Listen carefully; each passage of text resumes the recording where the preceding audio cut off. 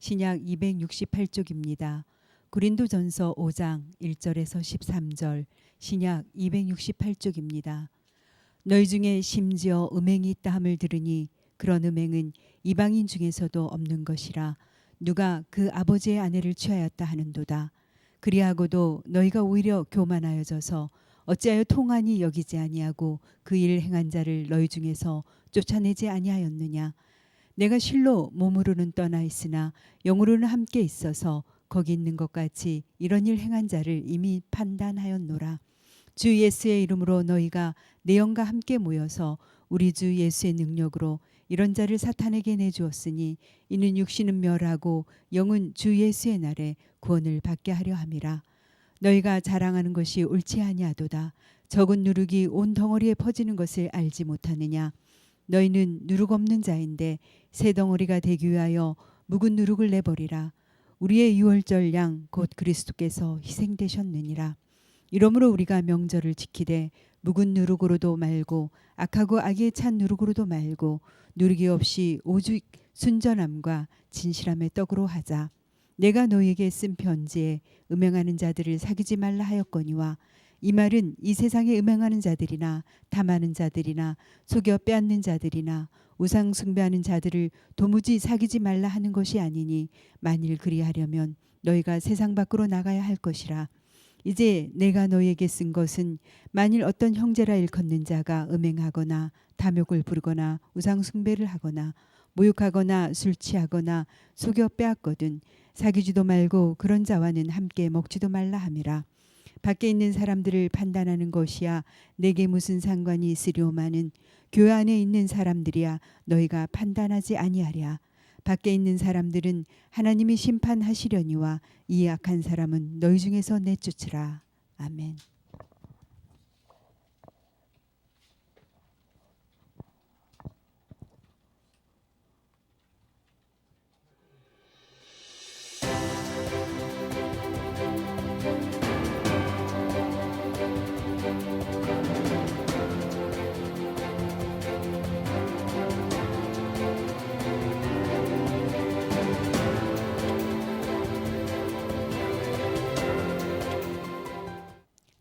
거룩하고 복된 주일 우리를 구원하신 삼위 하나님께 온 마음과 정성을 다해 찬양과 경배를 올려드립시다.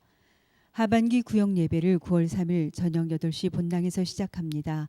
첫 모임은 연합으로 예배하고 다음부터는 구역별로 모임을 가지겠습니다. 하반기 성경대학 신청을 받습니다. 일정과 시간은 주부를 참고해 주시고 희망하시는 분은 필경대 위엔 있는 신청서를 기록하셔서 교역자실로 제출해 주시기 바랍니다. 전국 장로 부부 수련회가 8월 30일부터 9월 1일까지 세계로 교회에서 있습니다. 9월 목회 일정입니다. 정기 재직회가 다음 주 9월 5일에 있습니다. 월삭 새벽 기도회를 9월 6일부터 12일까지 실시합니다. 그 외 교회 일정을 잘 확인해 주시기 바랍니다. 19구역 전국 여전도회관에 홈금옥 전도사님께서 소천하셨습니다. 오늘 2부 예배 후에 위로 예배, 내일 오전 8시 30분에 발인 예배를 드립니다. 장소는 세름 요양병원 장례식장입니다. 하반기에는 구약시 가서를 필사합니다. 경건을 위해 성경 필사에 적극 동참해 주시기 바랍니다. 코로나19 관련 예방수칙입니다. 모든 성도는 반드시 마스크를 착용하고 손 세정제를 사용합니다. 또한 입구에서 발열 체크를 하시고 출입자 명단을 기록하시거나 콜 체크인 080-232-6116으로 전화하신 후 입장하시기 바랍니다. 착석 시에는 1m 이상 간격을 유지하시기 바랍니다. 오늘도 하나님께 영과 진리로 예배드리고 사랑과 기쁨이 넘치는 귀한 주일 보내시기 바랍니다. 이상 창녕제일교회 뉴스였습니다. 아멘. 예, 이렇게 함께 모여 하나님 앞에 예배드리게 되어 하나님께 영광을 돌립니다. 우리 앞뒤 좌우에 있는 분들과 한번 인사할까요? 사랑합니다. 축복합니다. 예, 고향을 찾아서 오신 분도 있고 또 오랜만에 뵙는 분들도 있는데 함께 예배드리게 되어 너무 감사드립니다. 여러분, 우리가 고린도전서 말씀을 살펴보고 있습니다. 고린도전서는 사도 바울이 근로회의 지편으로 고린도 교회의 소식을 들었는데 고린도 교회에 여러 가지 문제가 있더라 하는 걸 듣고 거기에 대해서 하나님의 말씀으로 그 해답을 제시한 서신이 고린도 전후서입니다. 우리가 1장부터 4장까지는 고린도 교회에 분쟁과 파당이 있다 하는 것을 듣고 사도 바울이 거기에 답을 제시하는 겁니다. 내 교회 가운데 바울파가 있고 아볼로파가 있고 게바파가 있고 그리스도파가 있다고 하지만 그것이 다 무슨 소용이 있느냐? 너희를 세우신 분은 예수 그리스도시다. 그래서 예수 그리스도 안에 한 마음 한 뜻이 되어라. 그게 고린도전서 1장 4장의 내용입니다. 그러면서 특별히 사람들이 생각할 때 십자가가 미련한 것처럼 보이지만은 하나님께서는 미련한 것처럼 보이는 그 십자가의 도를 통하여 하나님의 역사를 이루어 간다는 겁니다. 요즘 코로나 시대에 하나님 앞에 예배드리고 믿음 생활하는 것이 사람들 눈에는 미련하고 어리석게 보일 수 있습니다. 그러나 하나님께서는 그를 통하여 우리 성도들을 통하여 세상 역사를 주관해 가시는 겁니다. 우리가 이 사실을 잘 알아야 되겠습니다. 오늘 이제 5장에 넘어오면 음행의 문제에 대해서 사도 바울이 그걸 듣고 하나님 말씀으로 해결책을 제시해 주는 그런 내용입니다. 여러분, 음행은 하지 말아야 됩니다. 그래서 레위기 18장에도 보면 성도덕에 대해서, 20장에도 보면 성도덕에 대해서 하나님께서 모세를 통해서 이스라엘 나라가 세워지기 전에 분명하게 하나님이 제시해 주셨습니다. 그래서 우리는 성도로서 거룩한 삶, 음행을 멀리하는 삶을 살아야 됩니다. 그런데 오늘 고린도전서 5장에 보면 음행의 문제에 대해서 이야기하기도 우리가 많이 부끄러운데 특별히 근친상간의 문제에 대해서 다루고 있는 겁니다. 처음 신앙생활을 하면서 성경 말씀을 읽을 때 아니 하나님의 말씀 성경에 이렇게 좀 얼굴이 떳떳하고 말하기도 쉽지 않은 이런 언어를 사용해서 성경책에 들어있나 많이 고민을 했습니다. 하나님께서 이렇게 좀 부끄러운 문제지만 친히 성경 말씀에 기록하시고 우리에게 주시는 것은 성도는 거룩하게 살고 교회는 거룩한 공동체가 되어야 한다. 하나님의 그런 메시지가 있을 줄 압니다. 그래서 오늘 메시지의 제목을 교회의 거룩성을 지켜라 그렇게 정했습니다. 자, 교회의 거룩성을 지키려면 어떻게 해야 합니까? 첫째, 타락한 문화를 본받지 말아야 됩니다. 1절 말씀을 보십시오.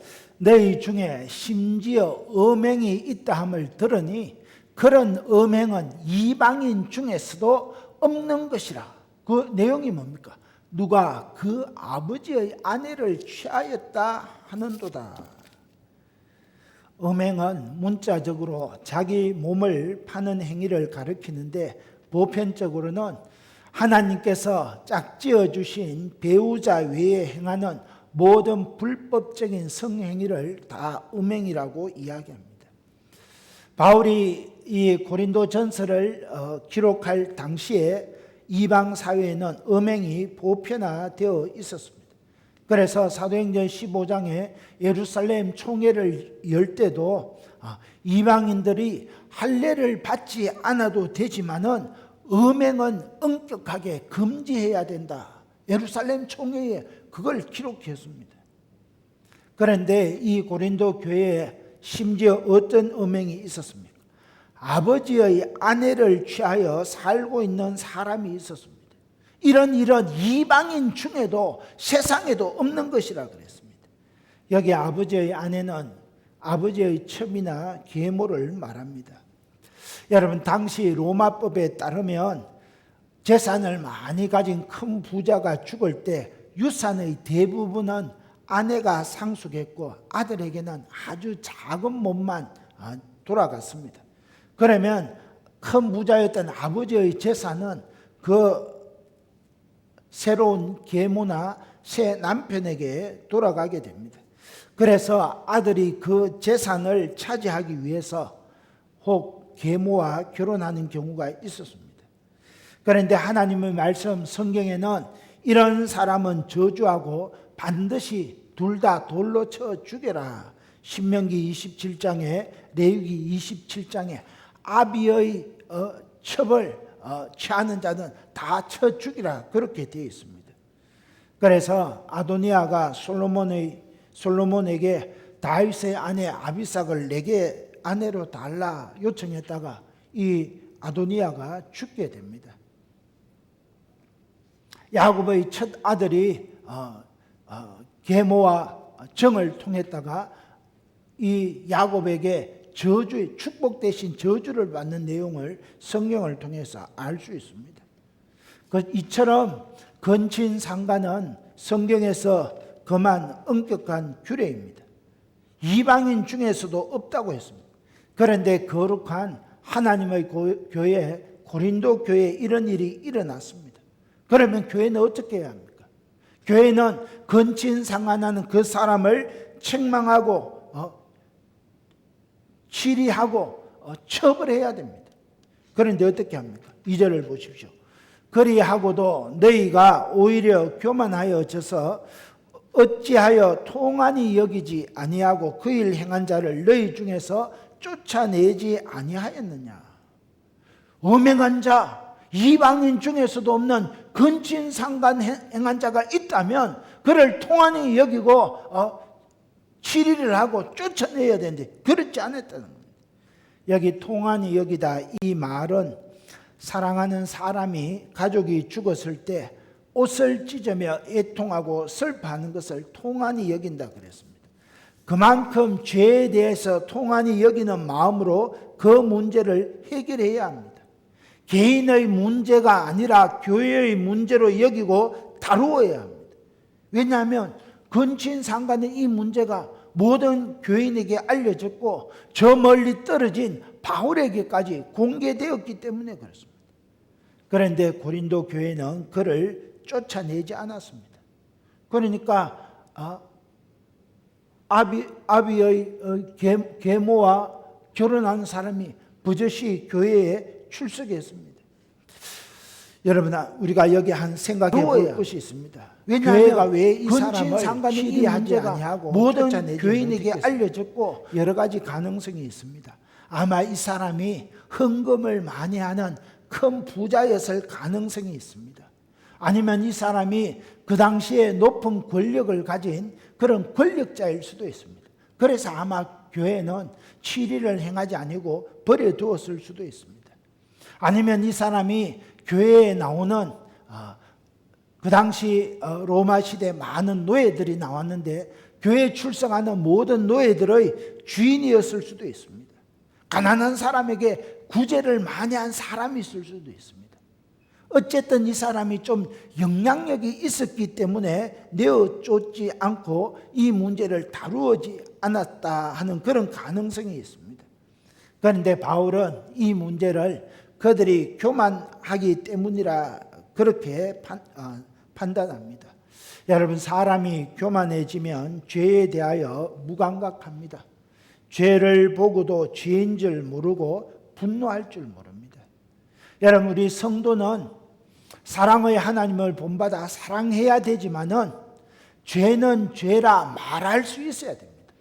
무조건 덮어주는 것이 능사가 아니라는 겁니다. 바울은 이 일을 어떻게 판단합니까? 3절입니다. 내가 실로 몸으로는 떠나 있으나 영으로는 함께 있어서 거기 있는 것 같이 이런 일 행한 자를 이미 판단하였느니라. 나는 몸은 멀리 떠나 있지만은 나의 영은 너희들과 함께 있어서 판단했다는 겁니다. 어떻게 해결합니까? 4절 5절입니다.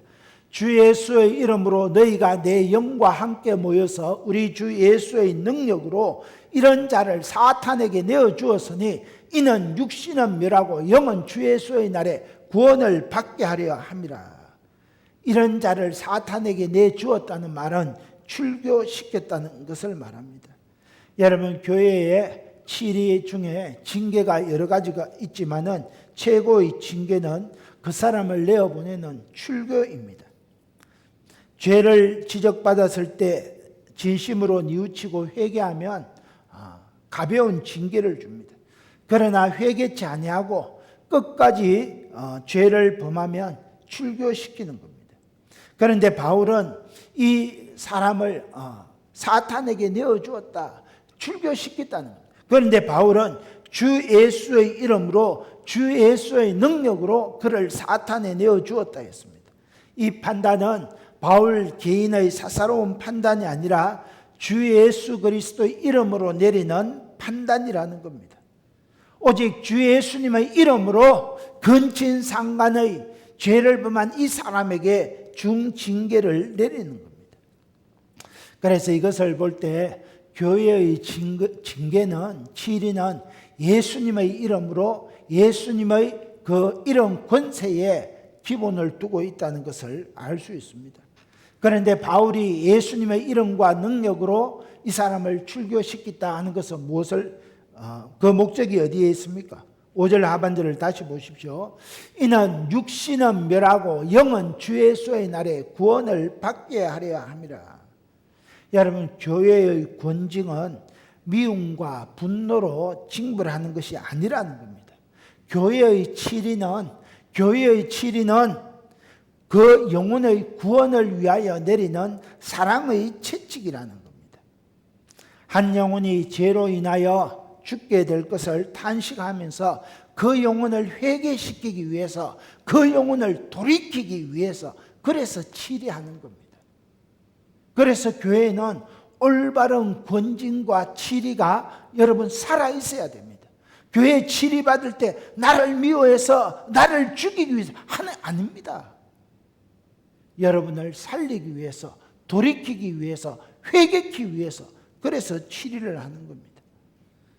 징계를 통해서 하나님의 교회에서 끊어지는 아픔을 맛보고 사탄의 권세 아래서 당하는 고통을 겪으면서 회개하도록 돕는 것입니다. 그래야 주 예수님께서 다시 오시는 그날에 구원받을 수 있습니다. 사랑하는 성도 여러분, 다시 한번 말씀드립니다. 징계의 목적은 징벌에 있는 것이 아니라 회개와 그 영혼 구원에 있습니다. 그래서 고린도후서 2장 7절에도 보면 그런즉 너희는 차라리 그를 용서하고 위로할 것이니 그가 너무 많은 근심에 잠길까 두려워하노라. 죄를 지은 사람이 징계를 통하여 회개하고 돌아올 때 진심으로 용서하고 위로해 줘야 된다는 겁니다. 사랑하는 성도 여러분, 사도 바울이 이 고린도 전서 서신을 보낼 때마다 오늘 2021년 대한민국 사회는 더욱더 타락하고 엄난한 시대입니다. 이 엄난한 시대에 우리가 하나님의 말씀을 통해서 성도로서 거룩성을 지키고 세상에 물들지 말아야 됩니다. 세상 조류를 본받지 말아야 됩니다. 저는 텔레비는 잘 보지 않습니다. 그런데 어떻게 식사할 때 이렇게 텔레비를 열면 여러분, 요즘 TV의 드라마의 대부분이 뭡니까? 막장 드라마입니다. 막장 드라마. 그런데 그 막장 드라마를 보면서 넛을 읽고 재밌다 하면서 거기 빠져 있는 겁니다. 그러면 어떻게 됩니까? 나도 모르는 사이에 이런 세상 조류에, 음행의 조류에, 여러분 나도 모르는 사이에 물들어 버리는 겁니다. 그래서 우리는 눈이 보는 것을 조심하고 귀로 듣는 것을 조심해야 됩니다. 지금 우리가 사는 이 세상은 여러분 동성애를 합법화하려고 하는 그런 시대입니다. 동성끼리 결혼할 수 있다, 동성혼을 조장하는 이 시대입니다. 여러분, 이 동성애, 동성혼 이 포괄적 차별금지법이 통과되면 우리의 아들, 딸들이 학교 가서 여러분 초등학교, 중학교, 고등학교 때 자기도 모르게 그럴 수도 있다. 동성혼을 허용하는 것도 이게 포용이다, 관용이다, 그렇게 배우는 겁니다. 그런 사이에 자기 자신도 모르는 사이에 여러분 그런 동성혼을 조장하고 동성애를 조장하는데 물들어 버리게 되는 겁니다. 그러면 어떻게 됩니까? 하나님의 말씀과는 정반대의 길을 걸어가게 된다는 겁니다.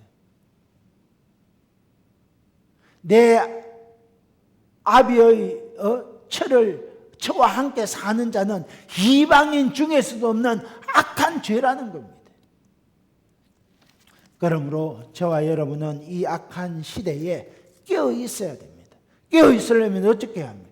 하나님의 말씀을 읽고 또 읽어야 됩니다. 하나님의 말씀을 필사하고 하나님의 말씀을 묵상하고 하나님 앞에 예배드리는 삶에 힘써야 한다는 겁니다. 여러분, 우리가 하나님 앞에 예배드리는 생활, 일주일 중에 주일 하루입니다. 6일은 세상 속에서 생활합니다. 그러면 우리가 교회에서 생활하는 것보다 세상 속에 생활하는 시간이 더 많습니다. 그러면 자연히 거기 물들 수밖에 없다는 겁니다. 그런 데서부터 자신을 지키고 거룩하게 살려면 주일 성수를 하고 공적 예배에 모이기를 힘쓰고 새벽을 깨워야 합니다. 그것이 자기가 사는 길입니다. 자기 영혼이 사는 길입니다. 오늘 우리 창녕제일교회가 교회의 거룩성을 유지하려면 이런 세상의 조류를 본받지 말고 타락한 문화에 휩쓸리지 말아야 됩니다. 이런 은혜가 있게 되기를 예수님의 이름으로 축원합니다. 두 번째는 우리가 죄악을 멀리해야 합니다. 6절 말씀을 보십시오. 너희가 자랑하는 것이 옳지 아니하도다. 적은 누룩이 온 덩어리에 퍼지는 것을 알지 못하느냐.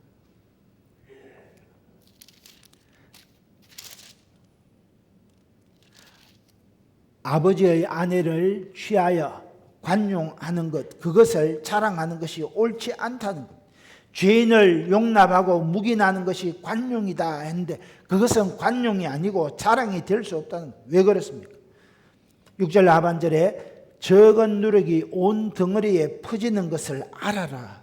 여러분, 누룩은 작은 양이라도 급속히 퍼져서 여러분 하룻밤 사이에 온 반죽을 부풀게 합니다. 이처럼 죄의 누룩을 허용하면 삽시간에 온 교회가 부패하게 된다는 겁니다. 여러분, 우리 요즘 코로나 시대입니다. 코로나가 왜 두렵습니까? 전염병이기 때문에 그렇습니다. 여러분, 코로나19가 생기기 전에 사스나 돼지들이 걸리는 아프리카 열병, 왜 무슨 아프리카 열병이나 아니면 우리 가금류, 닭이나 오리가 걸리는 그런 전염병 걸리면 그 주변 반경 10km 내에 있는 모든 것을 살처분합니다. 왜 그렇습니까? 까닭 잘못하면 전염되어서 더 큰 피해를 입기 때문에 그렇습니다. 이처럼 교회 안에서 행해지고 있는 죄를 방치하면 온 교회가 죄로 병들게 됩니다. 성도들이 저렇게 해도 되는가 보다라고 생각하며 따라하게 되는 겁니다. 그래서 오늘 먼저 예수님을 믿은 저와 여러분은 막 신앙생활을 하는 사람들 앞에 신앙생활의 본을 보여야 되는 겁니다. 중직자된 저와 여러분이, 교사된 저와 여러분이 학생들 앞에서 본을 보여야 되는 겁니다. 우리 학교 다닐 때 그래 말했습니다. 학교 선생님들이 널 복장을 단정히 해라. 침 뱉지 마라. 담배 태우지 마라. 그러고 선생님이 극하고 돌아가면서 선생님이 침을 탁 뱉고 담배를 태우면 아이들에게 그 훈육이 들어가지 않습니다. 마찬가지입니다. 오늘 여기 우리 교회학교 교사 선생님들 많습니다.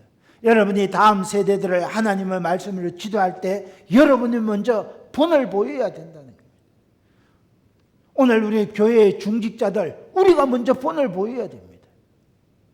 우리가 예배를 소홀히 하고 우리가 물질생활을 소홀히 하고 우리가 하나님 앞에 거룩한 삶을 살지 않으면서 신앙생활 제대로 하십시오, 그렇게 말할 수 없다는 겁니다.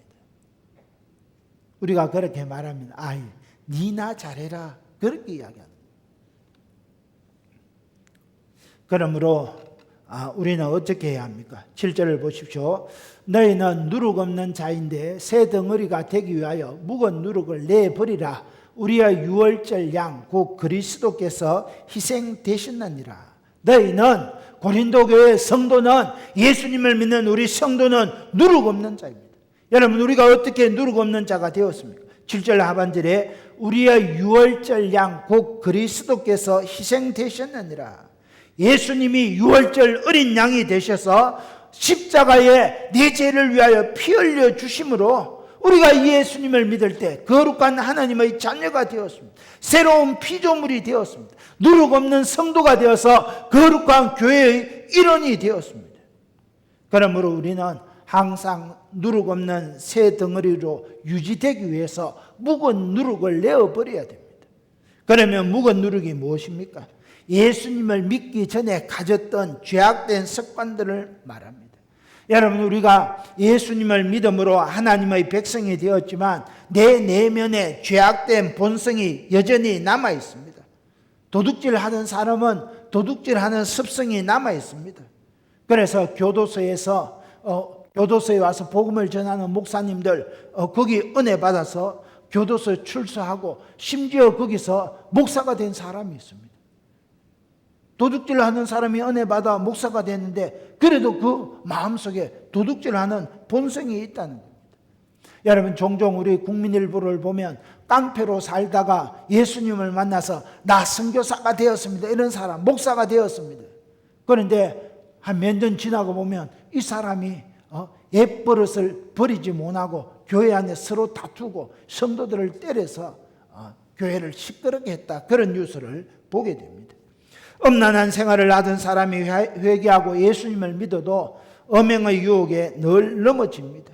우상 숭배하다가 예수님을 믿으면 그러다가 힘든 일이 생기면 아이고 내가 우상을 믿다가 버리고 교회에 와서 그러냐 그렇게 두려워하게 됩니다.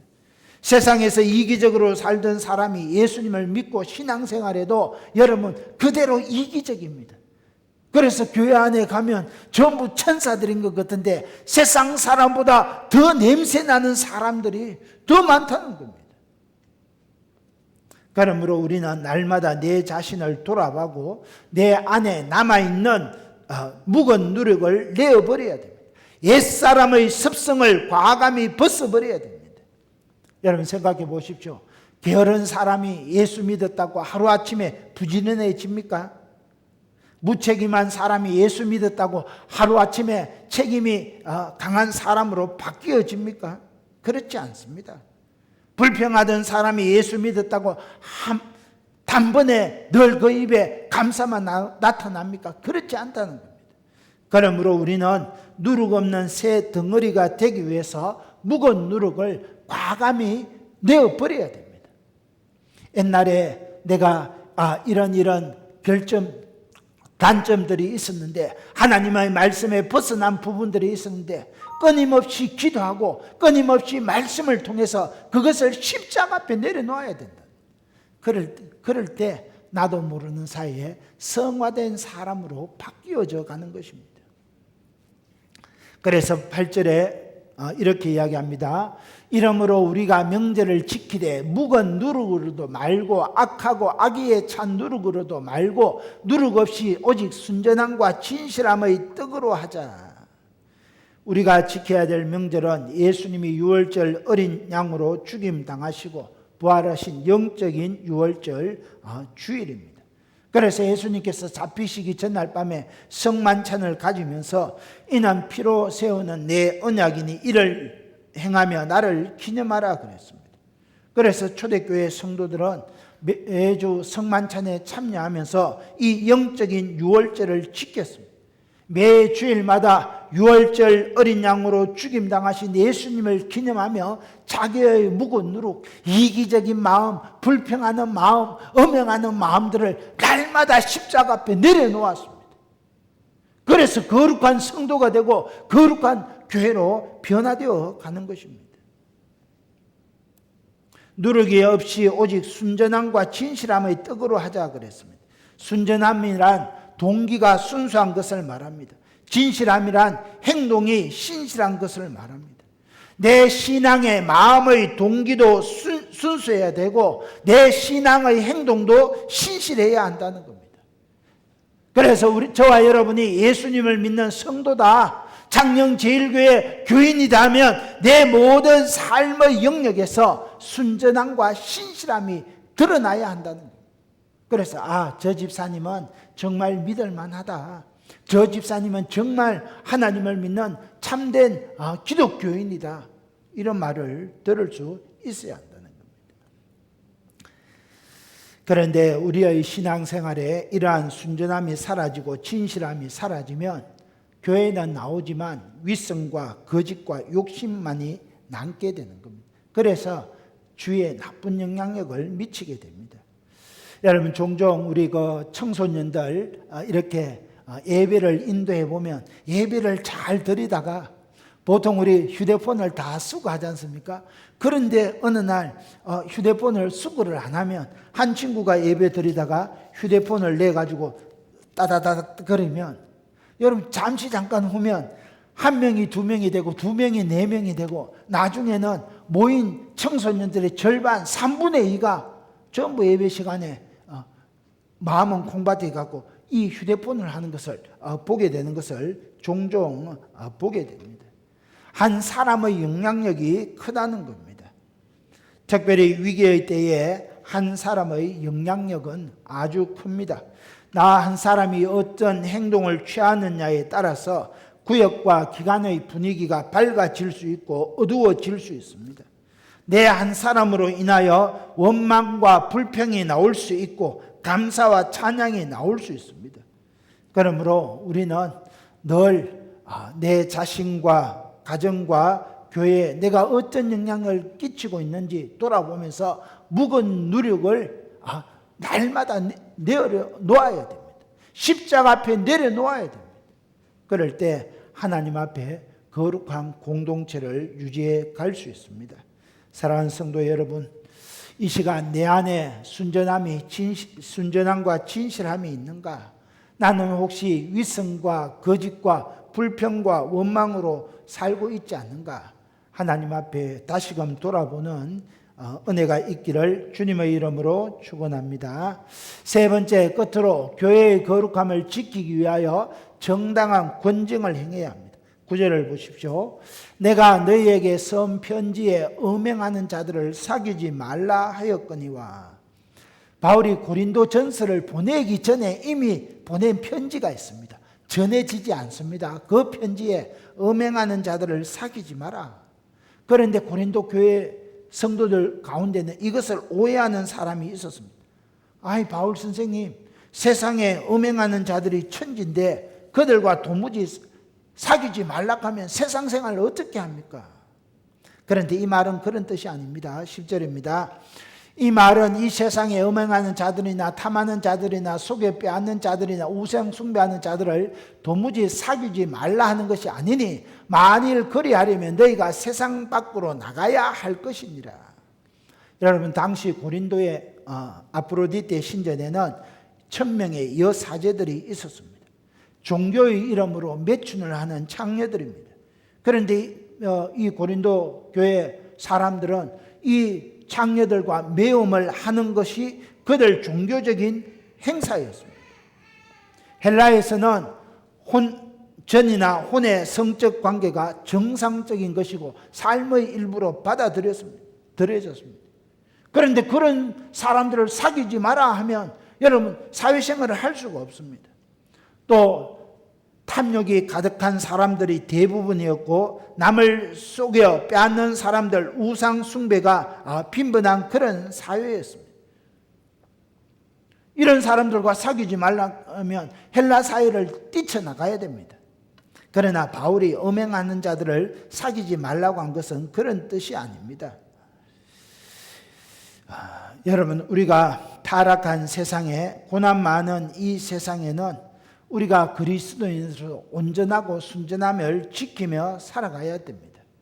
그러나 그것은 세상 속에서 우리가 그런 일을 해야 한다는 겁니다. 자, 그러면 바울이 이 세상에 음행하는 자를 사귀지 말라고 한 것은 어떤 뜻입니까? 11절입니다.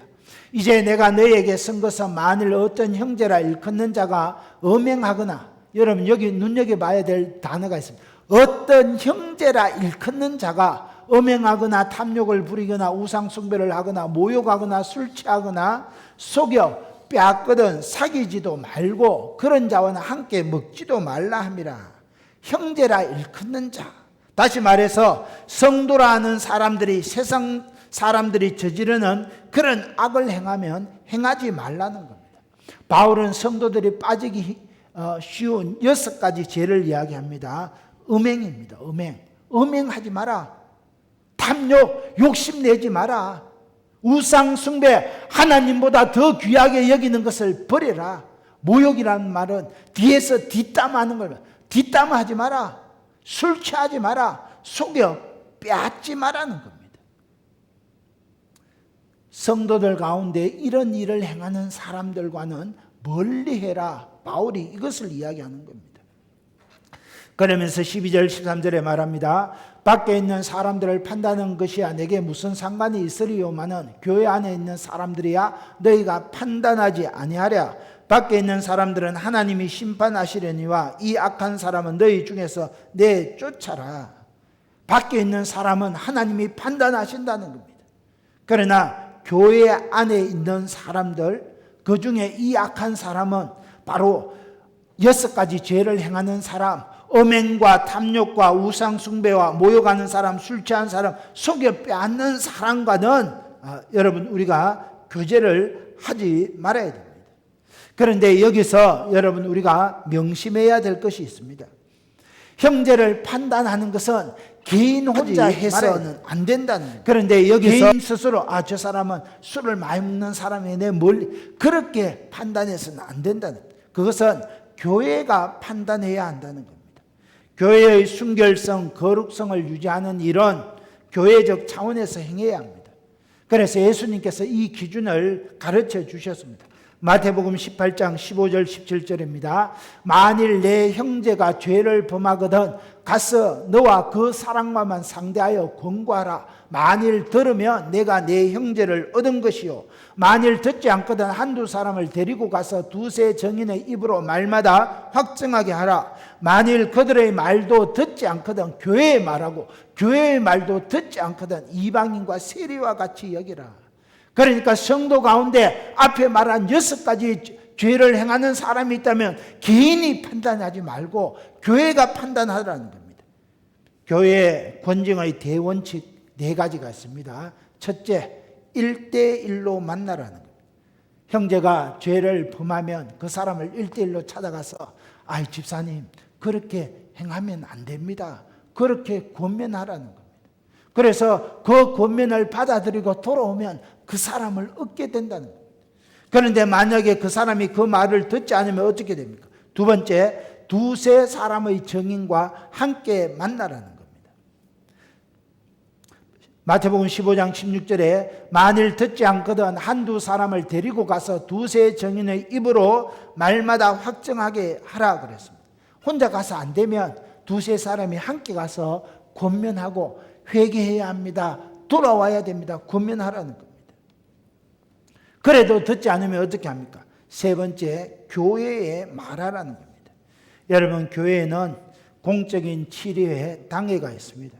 당회에 말하면 당회가 그 사람을 어떻게 권면했는지 먼저 1대1로 찾아갔는지 두세 사람이 찾아갔는지 그 모든 것을 보고 당회의 이름으로 성도님, 집사님 그렇게 행하면 안 됩니다. 그렇게 판단을 내려야 된다. 당회의 말도 듣지 않으면 어떻게 합니까? 4절입니다. 더 이상 형제로 인정하지 말고 불신자처럼 대해라는 거예요. 그러면 이방인과 세리같이 믿지 않는 자처럼 취급해야 한다는 겁니다. 여러분 이것이 우리가 권징의 대원칙입니다. 여러분 제가 이 말씀을 준비할 때 우리 가운데 혹 모르겠습니다. 아직까지 이렇게 술을 드시는 분도 있고 담배를 태우는 분 우리 일부 예배는 없지만은 그런 분들 혹이 있을 수도 있습니다. 그런데 우리는 그걸 보고 1대1로 판단해서는 안 되고 그런 분이 있다면 집사님 찾아가서 늘 긍휼히 여기는 마음으로 저도 예수님 믿기 전엔 그랬지만 예수님 믿고 이제 다 검연하고 검조하게 되었습니다. 권면해라는 겁니다. 그런 분들 여러 사람 찾아가서 권면하라는 겁니다. 그래도 안 되면 당에 말하고, 그러면 당에서 방향을 정해주는 겁니다. 개인적으로 판단해서는 안 된다. 바울이 그 이야기를 합니다. 사랑하는 형제자매 여러분, 말씀을 맺습니다. 오늘 저와 여러분은 2000년 전에 고린도 교회보다 더 음란하고 부도덕한 세상을 살고 있습니다. 간통죄는 이미 폐지되었습니다. 차별금지법이란 미명하에 동성혼과 동성애를 허용하고자 입법 추진 중에 있습니다. 이런 세상에서 우리는 예수님의 보배로운 피로 새로운 피조물이 되었습니다. 그러면 타락한 세상 문화를 본받지 말고 거룩함을 지켜가야 합니다. 내 안에 있는 묵은 누룩들을 과감히 내어버려야 됩니다. 형제를 향한 그런 불쌍히 여기는 마음을 가지고 권정할 수 있어야 됩니다. 이런 은혜가 우리 교회 가운데 일어나게 되기를 예수님의 이름으로 축원합니다. 우리 한번 주의를 청하며 기도하겠습니다.